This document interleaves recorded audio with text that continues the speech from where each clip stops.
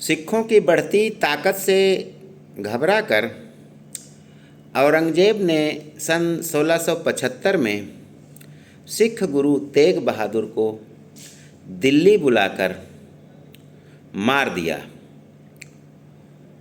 गुरु तेग बहादुर का सर धड़ से अलग कर दिया और डाल दिया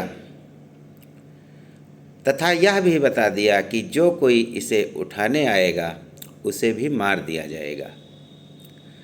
अब गुरु के मृत शरीर का इतना अपमान उनके अनुयायी सहन नहीं कर सके। तभी एक 95 साल का व्यक्ति बैलगाड़ियों में रुई भरकर आता है और इतनी तेज़ी से बैलगाड़ियों को दौड़ाता है कि चारों ओर अफरा तफरी का माहौल हो जाता है।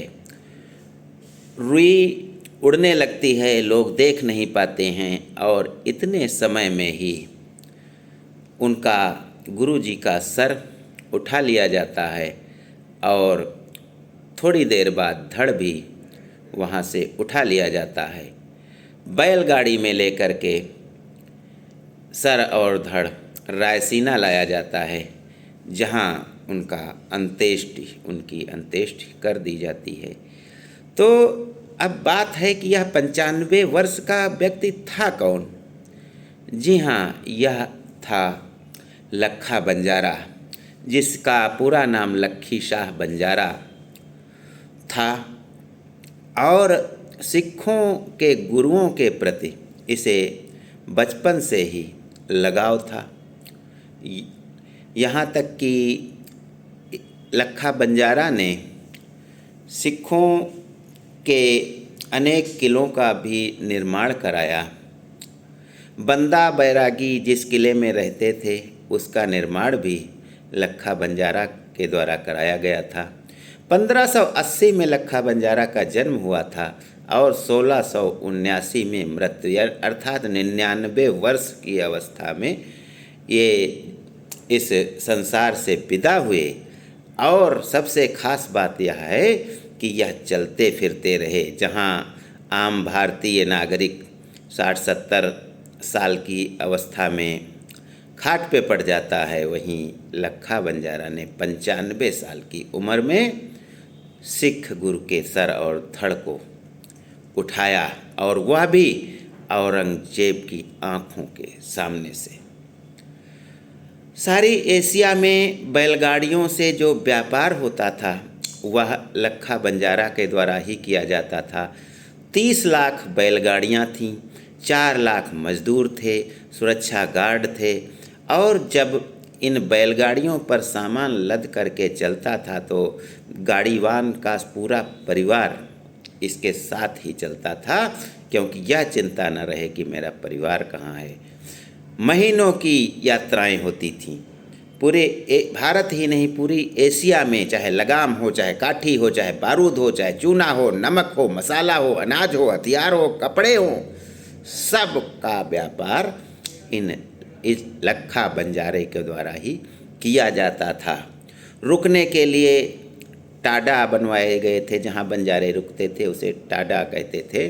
और रास्ते में कुआं और बावड़ी, तालाब आदि इनके द्वारा सुविधा के लिए यात्रियों की खुदवाए गए थे। कहा जाता है कि चित्तौड़गढ़ में इनके द्वारा बनवाई गई लखा बंजारा झील आज भी है। लाखा तालाब, लाखा बावड़ी, लाखा किला। और ख़ास बात यह है कि जल संरक्षण के लिए इन्होंने बहुत कार्य किए, क्योंकि पानी की उस समय बहुत आवश्यकता होती थी यात्रा में। तो इन्होंने अपने आप तालाब खुदवाए। और यह भी कहा जाता है कि सागर में इन्होंने जो तालाब खुदवाया था, तो जब वहाँ सूखा पड़ गया था तो लोगों ने बताया कि यहाँ पर तालाब खुदवाइए और सोने के सिंहासन पर अपने बेटे और बहू को बिठा करके झूला झुलवाइए, तब तालाब से पानी की धार फूटेगी। इन्होंने वैसे ही किया और धार ऐसी फूटी कि इनका बेटा बहू सिंहासन सहित उसी में डूबकर मर गया। लखा बंजारा की यदि हम आय की बात करते हैं तो अंबानी की आज की आय जो है उससे भी अधिक थी। लाल किला दिल्ली का इन्होंने ही बनवाया था। 4 लाख मजदूर लगा करके बनवाए गए किले, अनेक किले बनवाए इन्होंने। ये एशिया के सबसे बड़े व्यापारी थे, सबसे बड़े इंजीनियर थे, कॉन्ट्रैक्टर थे, समाज सेवक थे, जल संरचनाओं के वाहक थे। इन्होंने प्राकृतिक जल के संरक्षण के लिए कुआं, बावड़ी, तालाब इन सब का निर्माण उस समय कराया था। और सिखों के से इनको विशेष लगाव था। युद्धों की सामग्री की सप्लाई यही किया करते थे। आज हम पढ़ते हैं कि यहाँ पर लाल किला बना है, ताजमहल बना है, यहाँ से वियतनाम से पत्थर लाया गया। तो ये कैसे होता था? यही लोग करते थे। ज्ञान गंगा में बस आज इतना ही। जय हिंद, जय भारत।